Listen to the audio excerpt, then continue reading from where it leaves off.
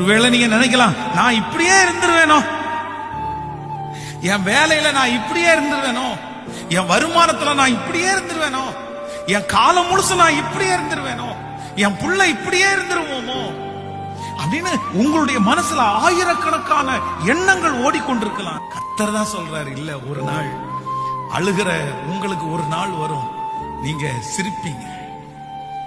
அழுகிற நீங்க இன்னைக்கு அழுதுட்டே இருக்கிறீங்க. அதான் நீங்க நம்ம வாசிக்கும் போது வேதம் ரொம்ப அழகா சொல்லுது, அப்படி இல்ல, அழுகிறதுக்கு ஒரு காலம் உண்டா, சிரிக்கிறதுக்கு ஒரு காலம் உண்டு. சிரிக்கிறதுக்கு ஒரு காலம் உண்டு.